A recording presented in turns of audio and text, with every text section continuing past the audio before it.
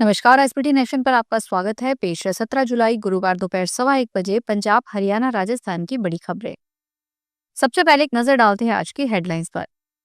अमरनाथ यात्रा स्थगित, बालटाल और पहलगाम दोनों रास्ते बंद। दिल्ली के स्कूलों को धमकी भरे ईमेल, पुलिस जांच में खुला राज। 20 से ज्यादा जिलों में भारी बरसात का अलर्ट, आज शाम से दिखने लगेगा असर। बसों में मोबाइल लाइब्रेरी की हुई शुरुआत। और अब खबरें विस्तार से सुनिए। अधिकारियों ने बताया है कि घाटी में पिछले 36 घंटों से हो रही भारी बारिश के कारण गुरुवार को अमरनाथ यात्रा स्थगित कर दी गई। मौसम विभाग ने जम्मू कश्मीर के कुछ हिस्सों में और भारी बारिश की चेतावनी जारी की है। पिछले 2 दिनों से लगातार हो रही भारी बारिश के कारण दोनों मार्गों पर पटरियों पर मरम्मत कार्य करना जरूरी हो गया है। उन्होंने कहा, हालांकि कल रात पंचतमी शिविर में रुके यात्रियों को बीआरओ और पर्वतीय बचाव दलों की पर्याप्त तैनाती के साथ बालटाल जाने की अनुमति दी जा रही है। दिल्ली में पिछले 3 दिनों से स्कूल व कॉलेजों को सुबह सुबह ईमेल कर उड़ाने की धमकी मामले में द्वारका जिला पुलिस ने 12 साल के बच्चे को पकड़ा है। मीडिया का कहना है कि बच्चे ने ईमेल इसलिए किया क्योंकि वे स्कूल नहीं जाना चाहता था, लेकिन ऐसा तभी होता है जब स्कूल बंद हो जाता। स्कूल बंद हो जाए इसके लिए उसने ईमेल कर डाला। मेल करने वाले का मौका उसे तब मिला जब उसके अभिभावक घर पे नहीं थे। राजस्थान में 2 दिन से फिर भारी बारिश की आशंका है। एक नए लो प्रेशर सिस्टम के कारण यह चेतावनी जारी की गई है। इसका असर कोटा, जयपुर, भरतपुर संभाग के 20 से ज्यादा जिलों शाम से दिख सकता है। आज गुरुवार दोपहर तक अधिकतर जिलों में मौसम साफ रहेगा। केवल 3 जिलों कोटा, बारां और सवाई माधोपुर में तेज बरसात हो सकती है। जयपुर शहर में आज सुबह करीब 20 मिनट तक तेज बरसात हुई। नोएडा में बच्चों को पुस्तकों से जोड़ने के लिए पुस्तकें और पहियों पर बाल भारती स्कूल ने बसों से मोबाइल लाइब्रेरी की शुरुआत की है। अब छात्र स्कूल से घर पहुंचने तक बस में समय बर्बाद किए बगैर किताबों के साथ वक्त बिताकर ज्ञान उपलब्ध कर सकेंगे। यह पहल छात्रों को मोबाइल से दूरी बनाने और स्कूल के दिन भर थकान मिटाने के लिए की गई है। स्कूल से घर पहुंचने में लगने वाला 1 घंटे का समय खराब नहीं जाएगा। इस पहल से बच्चों को लाइब्रेरी बसों में ही मिल रही है। उदयपुर की साइबर थाना पुलिस से ग्राहक का मोबाइल रिपेयरिंग के दौरान उसके सिम पोर्ट करवाने खाते से 1,37,000 रुपए निकालने वाले आरोपी दुकानदार को गिरफ्तार किया है। थानाधिकारी रामविलास बिश्नोई ने बताया कि आरोपी डबोक के सालेरा कल्ला निवासी हुक्मी चंद्रपुत्र डालू जी को गिरफ्तार किया गया है। दुकानदार ने साथियों के साथ मिलकर कविता डांगी मोबाइल की सिम को पोर्ट करा लिया और दूसरी कंपनी उसी नंबर वाली सिम पर ले ली।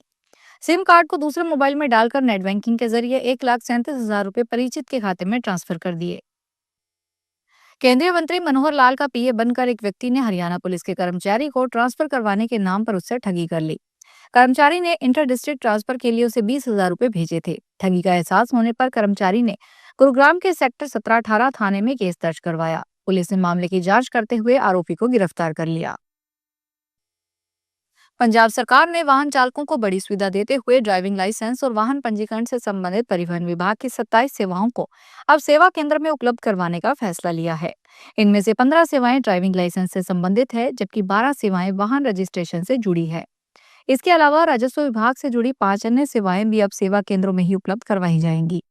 जो नागरिक सेवा केंद्र तक नहीं पहुंच सकते, वे फोन नंबर 1076 पर कॉल करके इन सेवाओं का लाभ डोर स्टेप डिलीवरी के जरिए भी ले सकते हैं।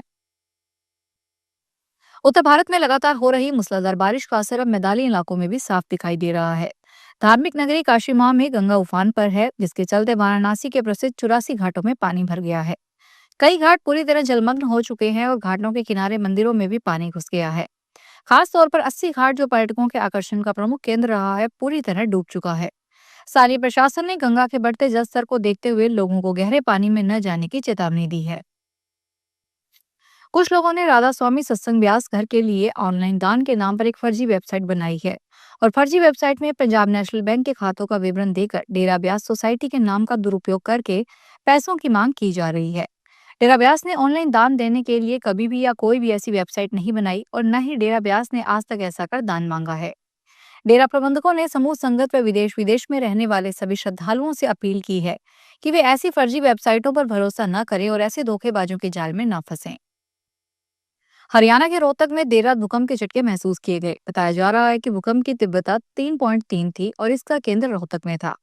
राष्ट्रीय भूकंप विज्ञान केंद्र के अनुसार 17 जुलाई को 12:46 पर हरियाणा के रोहतक में भूकंप के हल्के झटके महसूस किए गए। रिक्टर स्केल पर इसकी तीव्रता 3.3 मापी गई है। भूकंप का केंद्र रोहतक में 28.88 डिग्री उत्तरी अक्षांश और 76.76 डिग्री पूर्वी देशांतर पर था और इसकी गहराई जमीन से 10 किलोमीटर नीचे थी। हिमाचल प्रदेश में 20 जून से अब तक 106 लोगों की मौत हो चुकी है। साथ ही भारी बारिश और बादल फटने जैसी घटनाओं से 818 करोड़ रुपए की सरकारी और निजी संपत्ति को नुकसान हो चुका है। बिहार के नालंदा जिले में कई निचले इलाकों में बाढ़ की स्थिति है। झारखंड से बारिश का पानी नदी में आने की वजह से फल्गु नदी का जलस्तर लगातार बढ़ रहा है। दिल्ली एनसीआर में बीते एक हफ्ते से तेज बारिश जारी है। पिछले 3 दिनों से बारिश लगातार हो रही है।